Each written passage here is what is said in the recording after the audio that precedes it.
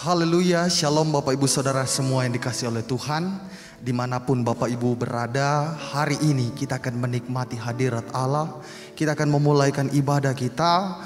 Dan sebelum kita masuk dalam pujian dan penyembahan, kita tundukkan kepala dan berdoa. Terima kasih Bapa. Pada kesempatan hari ini Tuhan, kami akan menikmati hadirat-Mu, kami akan menikmati bait-Mu, kami akan menikmati kuasa-Mu, bahkan kami akan menikmati kuasa firman-Mu. Urapi kami Tuhan sebagai hamba-hamba-Mu, pelayan-pelayan-Mu, anak-anak-Mu, dimanapun kami berada, kami akan merasakan hadirat Allah yang begitu luar biasa. Kami alaskan dengan satu nama yang ajaib, hanya di dalam nama Tuhan Yesus Kristus. Haleluya, puji Tuhan, amin. Haleluya. Haleluya Yesus. Haleluya. Haleluya. Haleluya. Kita patut bersyukur, berterima kasih. Kita memiliki Allah yang begitu mulia, Allah yang begitu besar, Allah yang begitu dahsyat. Haleluya.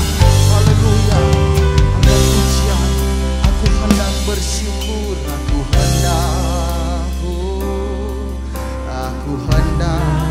bersyukur pada Tuhan karena keadilan-Nya,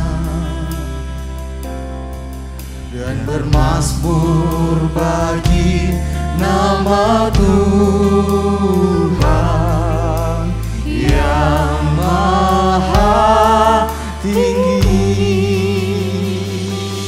Ya Tuhan, Tuhan kami, betapa mulianya nama-Mu, Tuhan kami, dimuliakan atas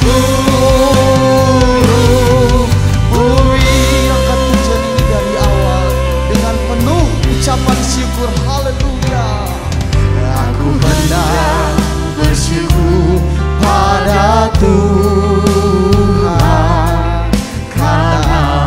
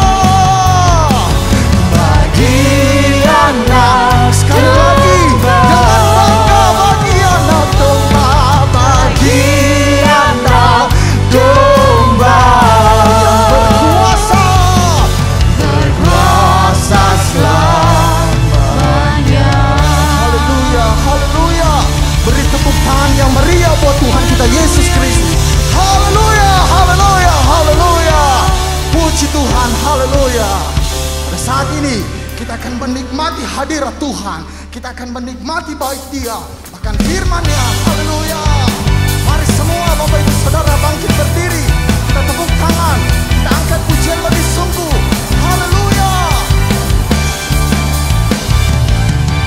Satu hal telah ku minta kepada Tuhan, itulah yang ku ingini. Kamu diam di dalam rumah-Mu Tuhan, diam di rumah Tuhan seumur hidupku, menyaksikan kemurahan. Sama-sama kita menikmati dan menikmati baiknya,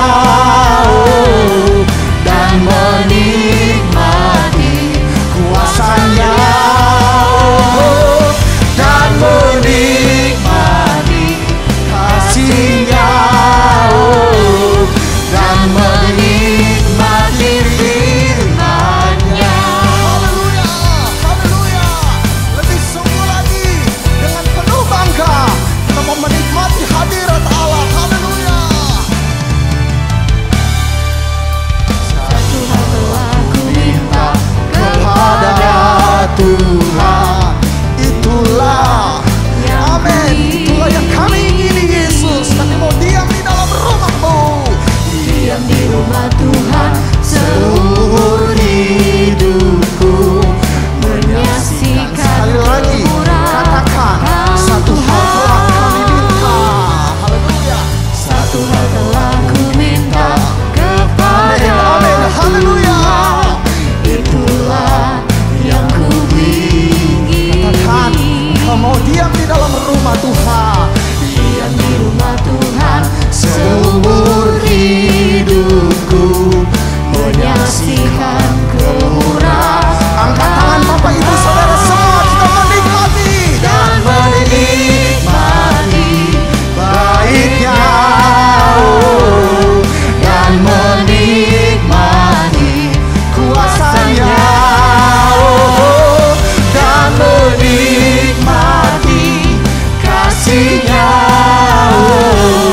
dan menikmati lebih sungguh dengan penuh ucapan syukur, dan menikmati baiknya, dan menikmati kuasa-Nya, dan menikmati kasih-Nya, dan menikmati firman-Nya, dan menikmati baiknya. Haleluya. Kami mau menikmati kuasa-Mu. Haleluya. Dengan penuh ucapan syukur, dan menikmati kasih-Nya, dan menikmati firman, dan menikmati firman-Mu, dan menikmati firman. Sekali lagi jemaat Tuhan dengan penuh bangga, dan menikmati firman-Nya. Dulu, sekarang, sampai selama-lamanya firman Allah tidak pernah berubah. Haleluya, haleluya, haleluya. Beri tepuk tangan yang meriah buat Tuhan kita Yesus Kristus. Haleluya, haleluya, haleluya, haleluya, haleluya, haleluya. Kita mau menikmati hadirat Allah selalu. Tuhan, izinkan kami lebih dalam lagi masuk dalam hadirat Tuhan. Izinkan kami tenggelam dalam hadirat-Mu. Izinkan kami menikmati semuanya Tuhan. Oh, haleluya, haleluya, haleluya, haleluya, haleluya, haleluya. Ku ingin menikmati, amin, haleluya, pribadi-Mu Tuhan. Oh, haleluya. Seperti rusa rindu, mata air jernih, harta dan kekayaan harta dan kekayaan,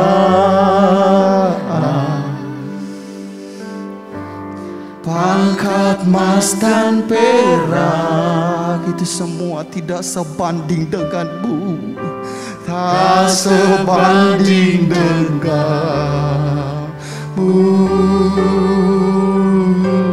Yesus kekasihku, angkat tangan Bapak Ibu Saudara semua, nikmati hadirat Allah, menikmati Tuhan, haleluya, menikmati Yesus di setiap waktu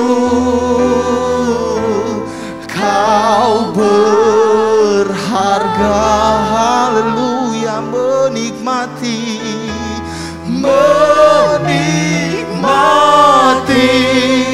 Tuhan, menikmati Yesus dalam kekekalan, kau mulia. Angkat pujian ini dari awal dengan kesungguhan hati. Ku ingin menikmati, ini pengakuan dari kami Tuhan, haleluya, pribadimu Tuhan, haleluya. Seperti rusa rindu mata air jernih, amin, benar Tuhan, haleluya. Harta dan kekayaan, amin, itu tidak sebanding dengan Engkau, pangkat emas dan perak, tak sebanding denganmu Yesus, haleluya, haleluya. Yesus kekasihku, nikmati, menikmati Tuhan, menikmati Yesus di setiap waktu kau berharga, kau berharga, haleluya, menikmati Tuhan, menikmati Yesus dalam kekekalan, kau mulia, haleluya, haleluya, mulia kau Tuhan, mulia kau Yesus, haleluya, benar Tuhan, pangkat emas dan perak itu tidak sebanding dengan Engkau. Maka dari itu Tuhan, kami mau menikmati keindahan-Mu, kami mau menikmati hadirat Allah, kami mau menikmati jamahan-Mu, haleluya, haleluya, haleluya. Bawa hidupmu, bawa hidupmu, angkat pujian dan penyembahan-Mu Tuhan, ini kami Yesus, haleluya, haleluya, Yesus, Yesus, dengan apakah kami membalas segala-galanya kebaikan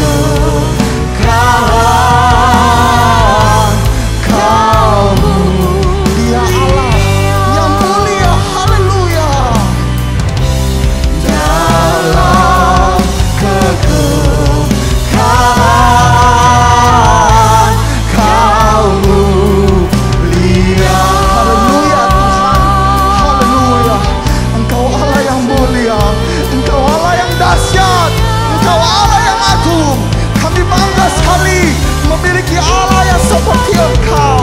Hati kami melimpah ucapan syukur kami. Ini hidup kami.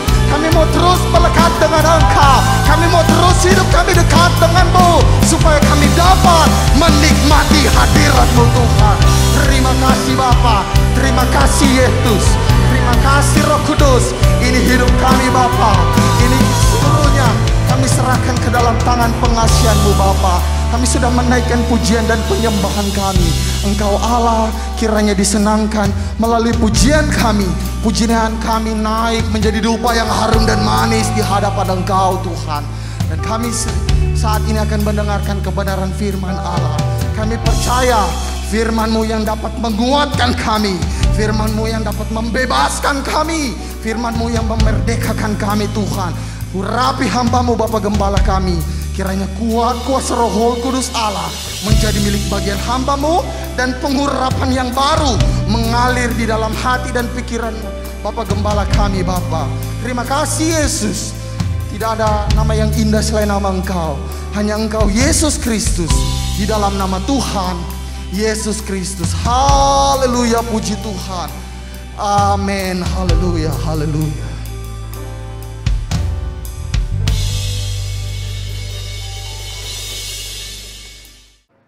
Puji Tuhan, kita akan mendengarkan beberapa pengumuman. Bagi Bapak, Ibu, dan saudara-saudari yang rindu memberikan persembahan atau perpuluhan, dapat dikirim melalui rekening berikut ini. Untuk persembahan dapat dikirim via Bank Danamon dengan nomor rekening 00355967286 atas nama Susianawati atau Hartutik. Untuk perpuluhan bisa dikirim via Bank BCA dengan nomor rekening 860030071 atas nama Susianawati Raharjo. Terima kasih, Tuhan Yesus memberkati. Berikutnya kita juga akan mendengarkan salam perpisahan dari rekan-rekan hamba Tuhan yang akan menyelesaikan masa praktek. Haleluya, puji nama Tuhan. Pada waktu kesempatan yang diberikan kepada saya sekarang ini, saya Feral Yosafat Rawis selaku pengerja GPDI Alfa Omega Bojonegoro ingin berterima kasih kepada keluarga Bapak Ibu Gembala, Kohani dan Kasesa selaku wakil gembala di tempat ini, dan juga Kogeri dan Cenovi beserta anak-anak, Billy, Om David, dan juga Om Peter sekeluarga. Dan juga saya berterima kasih kepada rekan-rekan hamba Tuhan pengerja GPD Alfa Omega Bojonegoro. Selama kurang lebih 2 tahun saya berada di tempat ini semua karena anugerah dan kebaikan Tuhan. Dan juga saya mau berterima kasih kepada wadah-wadah pelayanan di tempat ini yang telah mengizinkan saya untuk saya belajar melayani Tuhan di tempat ini. Dan juga saya mau berterima kasih kepada seluruh jemaat GPD Alfa Omega Bojonegoro. Saya tidak bisa membalas semuanya itu. Saya hanya bisa berdoa untuk Bapak Ibu semua supaya Bapak Ibu semua sehat, kuat, dan diberkati oleh Tuhan. Dan atas waktu dan kesempatan yang diberikan kepada saya sekarang ini, saya izin pamit. Saya akan melanjutkan tingkat 2 saya di Sekolah Alkitab Cianjur. Kiranya Om dan Tante, bahkan seluruh jemaat menopang, membantu saya di dalam doa untuk saya terus setia dalam melayani Tuhan. Dan dimanapun saya berada, hidup saya terus mempermuliakan nama Tuhan. Satu kali lagi, saya izin pamit. Terima kasih. Tuhan Yesus memberkati.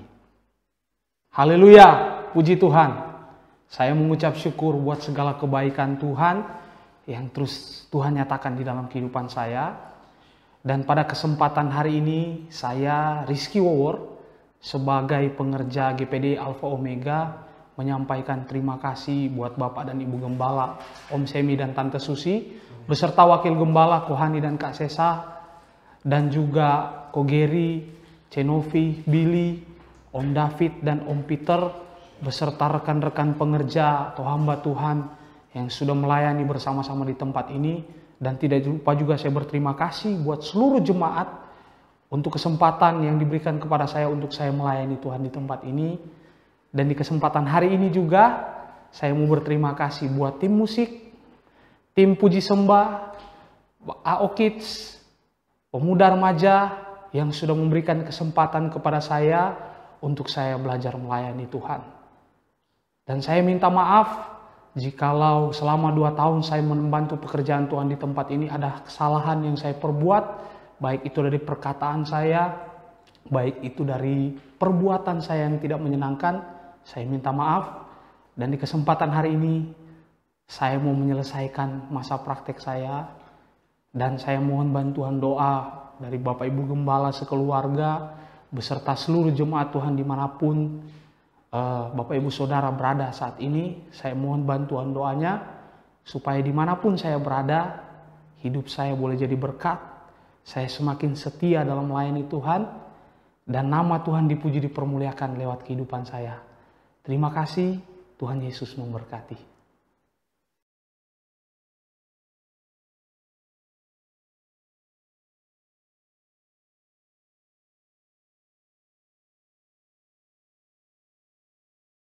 Haleluya, puji Tuhan.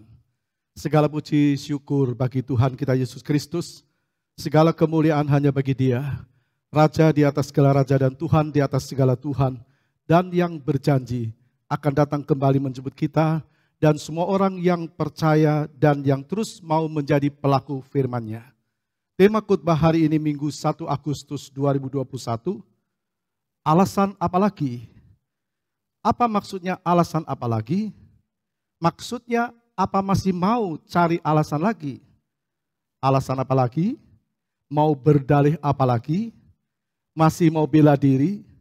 Tidak ada lagi yang pembelaan diri yang tidak transparan di mata Tuhan. Kita baca dalam Ibrani 4 ayat 13. Dan tidak ada suatu makhluk pun yang tersembunyi di hadapannya. Sebab segala sesuatu telanjang dan terbuka di depan mata Dia, yang kepadanya kita harus memberikan pertanggungan jawab. Jadi mau alasan apapun Tuhan tetap tahu. Mari kita lihat ayat pokok kita yang terambil dalam Injil Lukas 14 ayat yang ke-15 yang berkata demikian. Mendengar itu berkatalah seorang dari tamu-tamu itu kepada Yesus, berbahagialah orang yang akan dijamu dalam kerajaan Allah. Mendengar tentang apa? Tentang pengajaran Yesus. Apa yang Yesus ajarkan? Tentang kerendahan hati dan jangan menuntut balas. Lukas pasal 14 ayat 11. Sebab barang siapa meninggikan diri ia akan direndahkan, dan barang siapa merendahkan diri ia akan ditinggikan. Dan engkau akan berbahagia karena mereka tidak mempunyai apa-apa untuk membalasnya kepadamu, sebab engkau akan mendapat balasnya pada hari kebangkitan orang-orang kudus. Menanggapi perkataan itu Tuhan Yesus memakai sebuah perumpamaan. Dalam ayat 16, tetapi Yesus berkata kepadanya, ada seorang mengadakan perjamuan besar dan ia mengundang banyak orang. Siapa orang ini yang mengadakan perjamuan yang besar? Dia adalah seorang raja. Dalam Matius pasal 22 ayat yang kedua, hal kerajaan surga seumpama seorang raja yang mengadakan perjamuan kawin untuk anaknya. Jadi orang itu adalah raja, tepatnya raja kerajaan surga yang mengadakan perjamuan kawin untuk anaknya. Siapa raja kerajaan surga? Tuhan. Siapa anaknya? Yesus. Ada orang-orang yang diundang. Ayat 3 berkata, ia menyuruh hamba-hambanya memanggil orang-orang yang telah diundang ke perjamuan kawin itu, tetapi orang-orang itu tidak mau datang memenuhi undangan raja ini untuk datang ke perjamuan kawin anaknya. Mari kita perhatikan, undangan telah diberikan melalui hamba-hambanya. Hamba-hambanya telah diutus untuk membagikan undangan, tapi mereka yang diundang tidak mau datang. Siapa hamba-hamba ini? Siapa hamba-hambanya? Hamba-hambanya bicara para nabi dan para rasul. Dalam Yeremia 7 ayat 25b. Aku mengutus kepada mereka hamba-hambaku, para nabi, hari demi hari terus menerus. Jadi utusan itu bicara tentang para nabi dan para rasul yang mengadakan pesta perkawinan anaknya, bicara Tuhan yang akan mengadakan pesta perkawinan bagi anaknya Yesus Kristus. Nah, undangan sudah disebarkan, sudah dibagikan. Orang yang diundang itu pasti dikenal. Kalau para undangan itu diundang, yang pertama pasti dikenal oleh yang mengundang. Tidak mungkin orang tidak kenal lalu diundang. Dan juga pasti kenal sama yang mengundang. Jadi tidak mungkin diundang tapi yang mengundang tidak kenal. Pasti kenal. Apalagi bicara tentang raja kerajaan sorga yang mengundang. Dulu kita juga begitu. Begitu juga kita dulu dalam Matius 11 ayat 28. Alkitab berkata, marilah kepadaku semua yang letih lesu dan berbeban berat. Aku akan memberi kelegaan kepadamu. Marilah kepadaku. Tuhan berkata, mari datang kepadaku. Semua yang letih lesu dan berbeban berat. Itulah saudara dan saya dulu. Aku akan memberi kelegaan kepadamu. Dulu kita seperti itu, letih, lesu, berbeban berat, tidak tahu ke arah mana hidup ini akan kita bawa. Tapi kita mau datang kepada Tuhan. Kita mau terima Dia sebagai Tuhan dan Juru Selamat.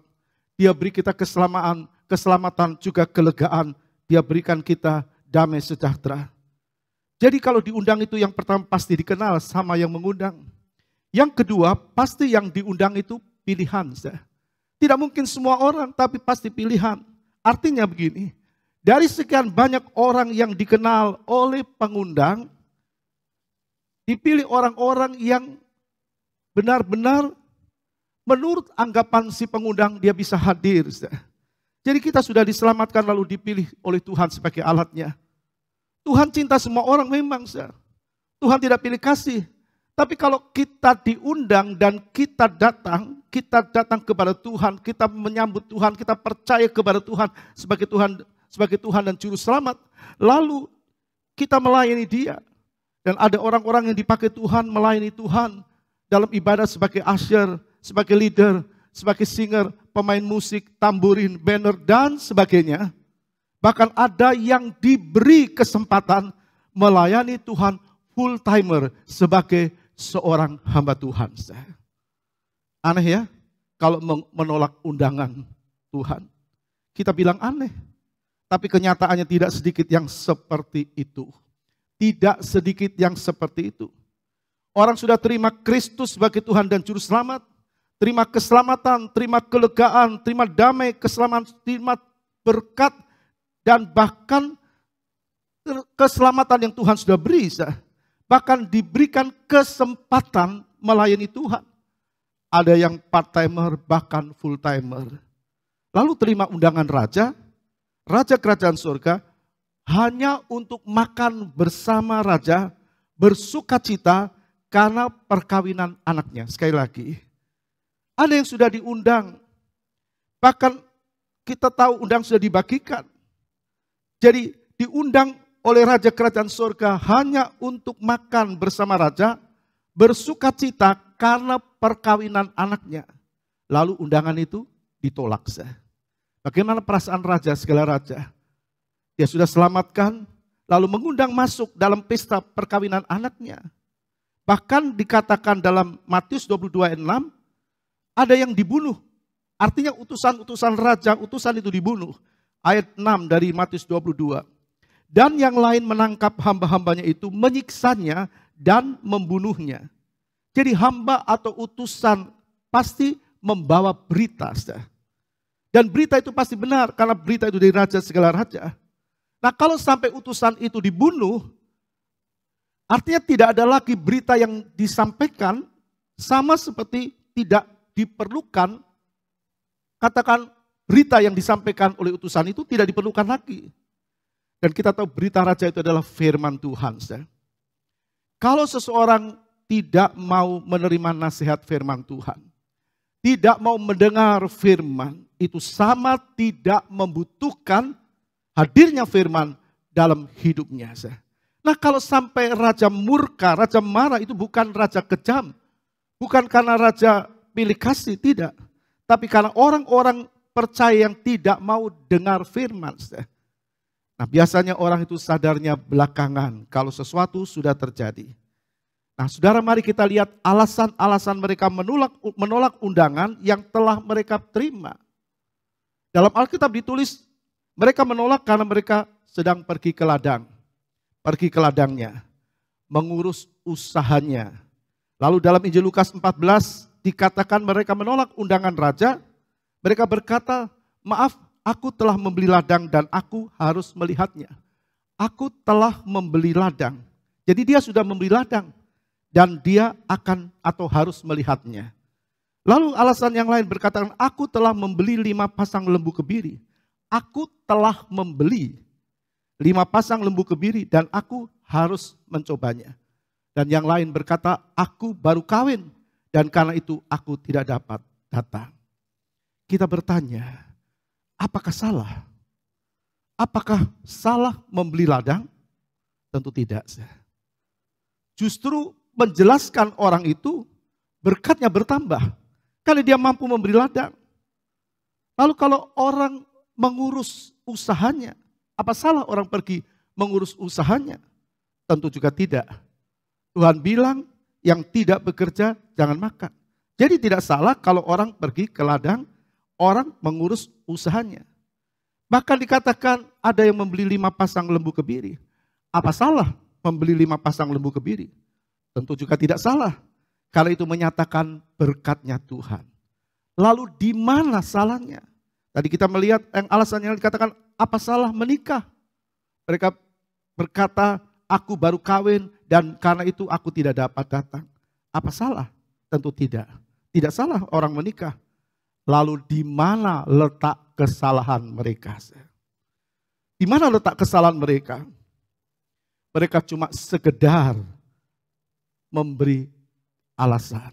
Artinya sekedar alasan yang dibuat-buat. Banyak orang sekedar memberi alasan, sekedar menyampaikan alasan. Kalau ditanya kenapa kok tidak lagi hadir, kenapa kok tidak setia? Oh maaf, saya repot sekali. Ada banyak pekerjaan yang harus saya selesaikan. Ada yang berkata dalam kondisi seperti sekarang dan sebagainya. Tidak ibadah walaupun secara online. Hanya sekedar berkata. Coba kita renungkan. Di mana letak kesalahan mereka? Tadi dikatakan aku telah membeli ladang. Jadi ladang sudah dibeli. Kok baru dilihat? Apa benar? Sudah beli ladang, baru dilihat. Masa lembu sudah dibeli, baru akan dicoba? Kenapa tidak dicoba dulu baru dibeli? Jelas itu hanya alasan yang dibuat-buat.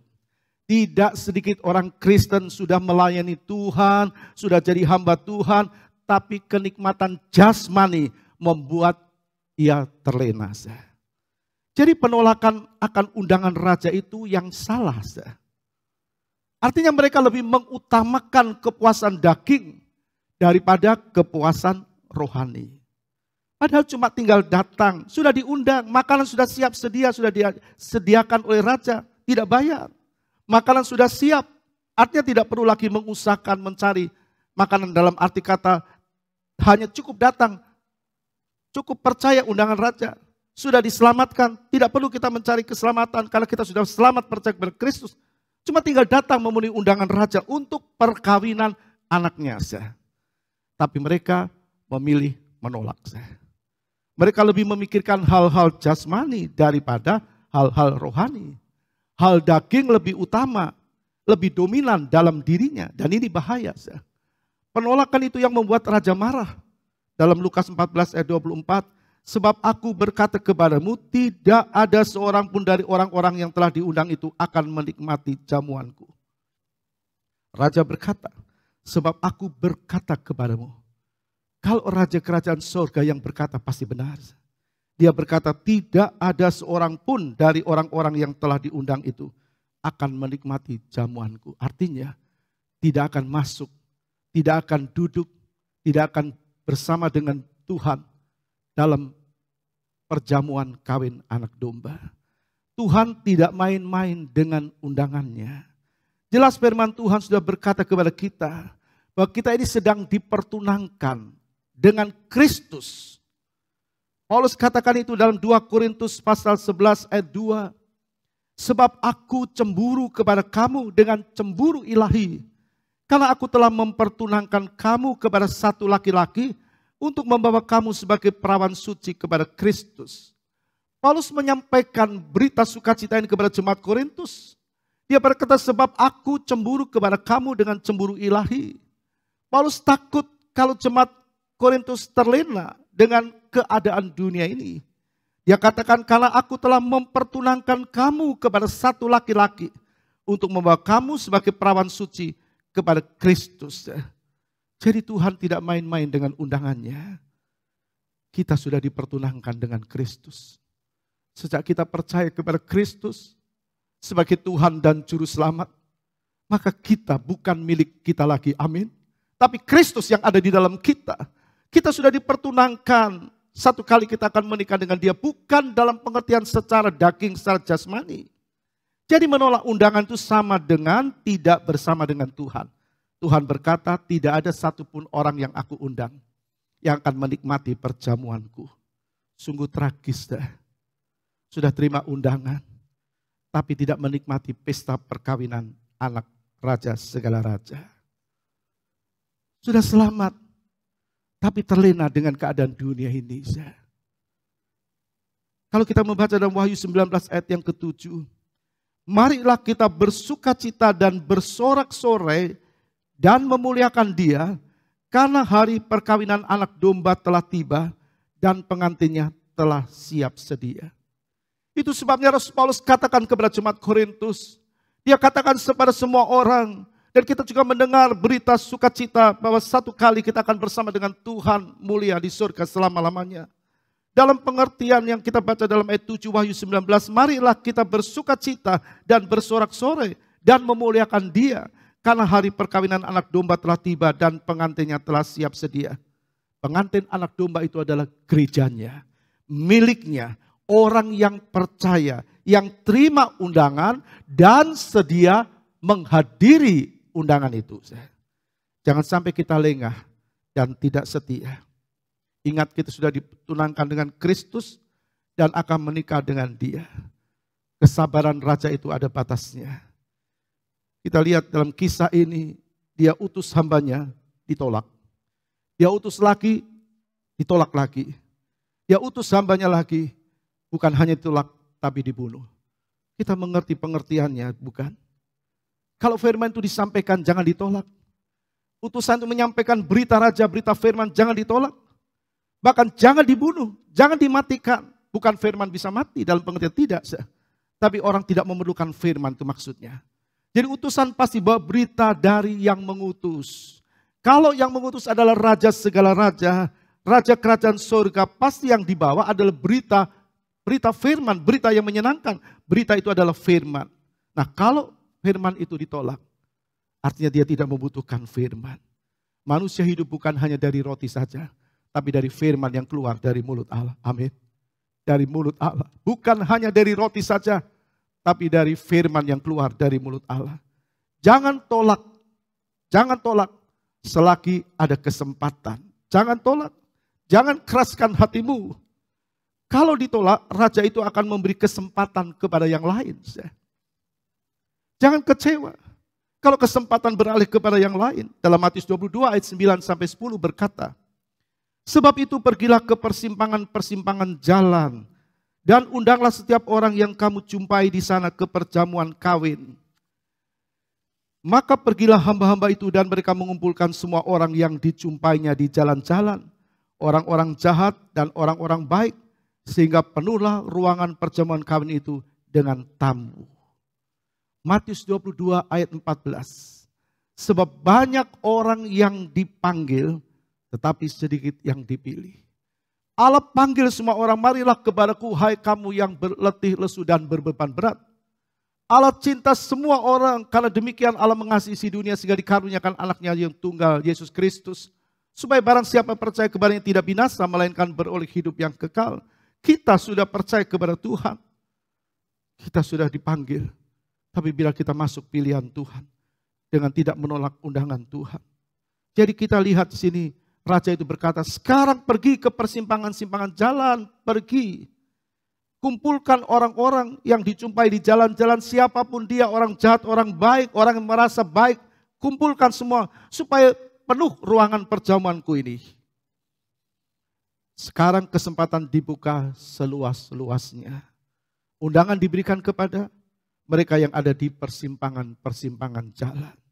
Itu artinya mereka yang tidak tahu mau dibawa ke arah mana hidup ini. Mereka tidak mengerti jalan keselamatan, mereka ada di persimpangan-persimpangan jalan. Tapi Tuhan membuka dirinya untuk mereka. Mereka yang ada di jalan-jalan, mereka yang sibuk dengan perkara-perkara daging. Dikatakan undanglah mereka orang-orang jahat, orang-orang yang selalu berbuat jahat terhadap orang lain dan tidak mengerti arti hidup ini. Bahkan dikatakan orang-orang baik atau orang-orang yang merasa baik yang tidak mau menyakiti orang lain. Tapi tidak kenal jalan keselamatan. Orang yang selalu berbuat baik tapi hanya sampai di situ pengertiannya. Maka orang-orang seperti inilah yang diundang raja segala raja. Tuhan tidak lihat latar belakang. Semua orang diundang. Yang pasti orang-orang itu dalam perjalanan menuju pesta pasti sudah mengalami pertobatan. Jadi seseorang yang percaya kepada Kristus, dia berjalan dengan imannya sampai waktunya Yesus datang yang kedua kali.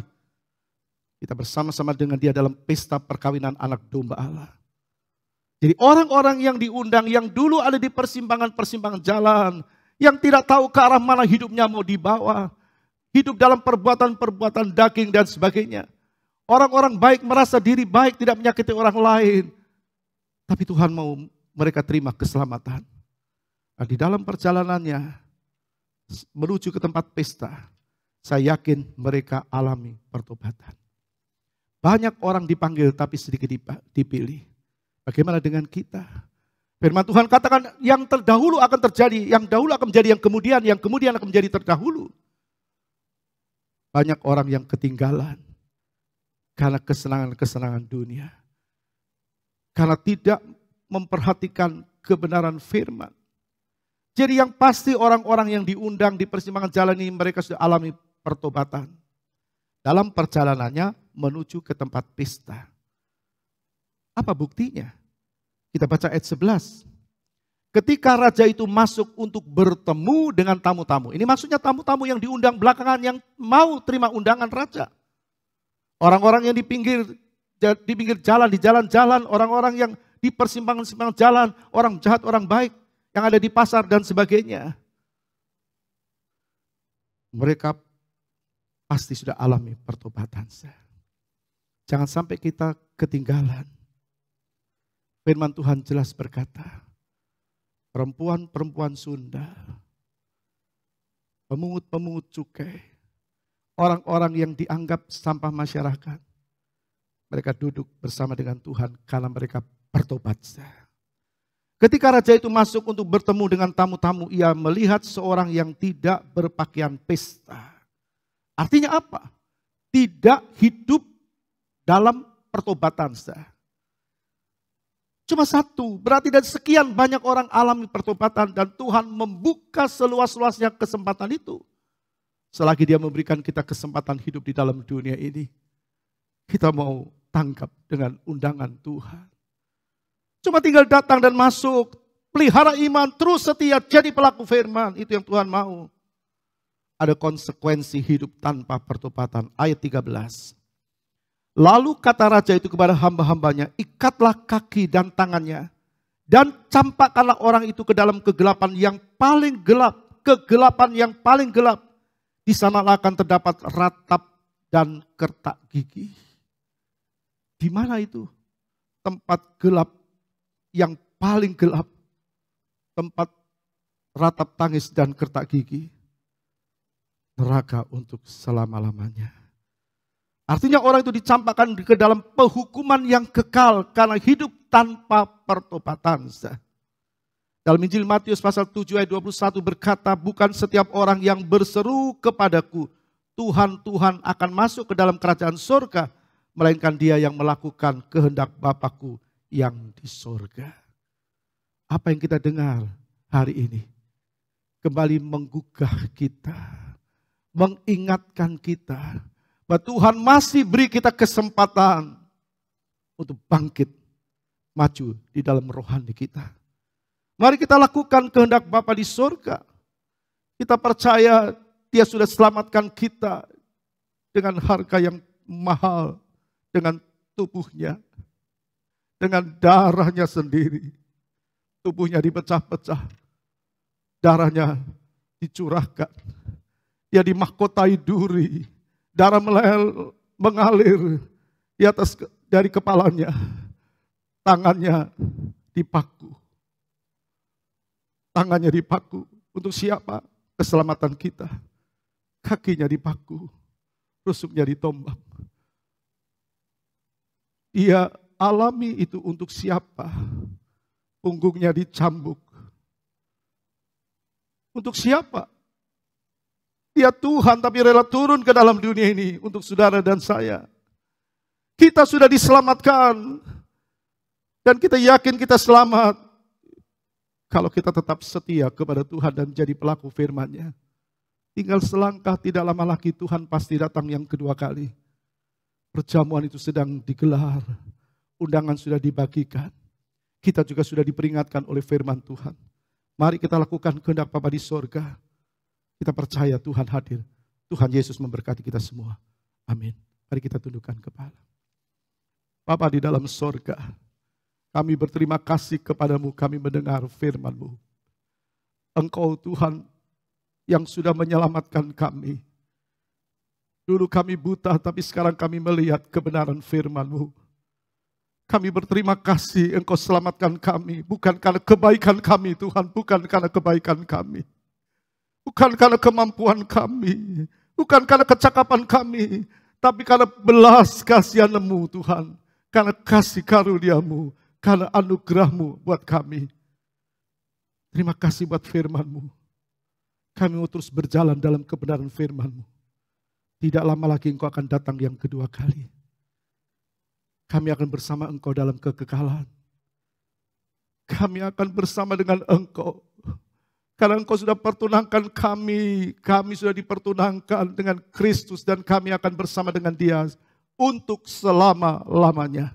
Terima kasih Tuhan, terima kasih. Sebentar kami akan masuk dalam perjamuan kudus.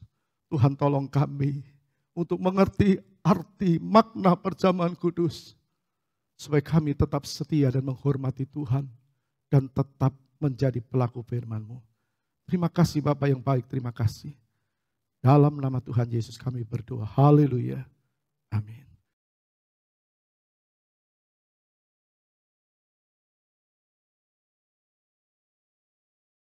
Amin. Mari saudara kita mempersiapkan diri masuk dalam perjamuan kudus. Saudara yang ada di rumah masing-masing yang mengikuti secara online. Kita masih ibadah secara online, mari kita siapkan diri masuk dalam perjamuan kudus. Kita yakin Tuhan bersama dengan kita, Tuhan mengerti kita, Tuhan tahu kita, dan Tuhan menginginkan kita untuk tetap setia kepada Tuhan. Mari kita siapkan, kita angkat roti lebih tinggi dari kepala kita. Terima kasih Tuhan, terima kasih. Kami masuk dalam perjamuan kudus. Kami angkat tubuh-Mu. Kami percaya Engkau yang menyelamatkan kami Tuhan. Terima kasih Bapa yang baik, terima kasih.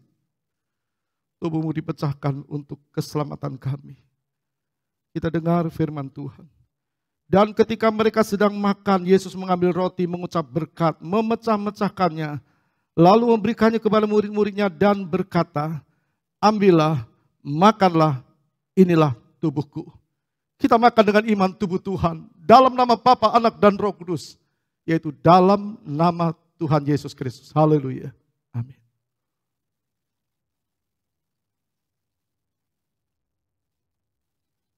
Terima kasih Tuhan. Terima kasih Yesus. Terima kasih Roh Kudus. Terima kasih buat korban-Mu yang tidak mampu kami balas. Kecuali kami memberikan hidup kami kepada-Mu. Mari kita angkat anggur lebih tinggi dari kepala kita. Dan kita mau dengar kebenaran firman.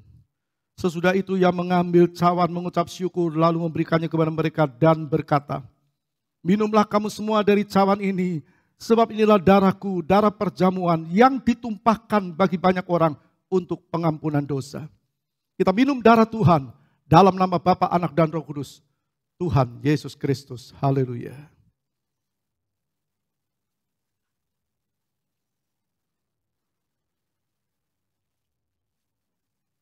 Terima kasih Tuhan. Tidak ada kasih yang sebesar kasih-Mu. Tidak ada kasih yang semulia kasih-Mu ya Tuhan. Terima kasih Bapak, terima kasih. Dalam situasi kondisi seperti ini, Tuhan masih beri kami kesempatan memperingati kematian-Mu dan memberitakan sampai Engkau datang yang kedua kali.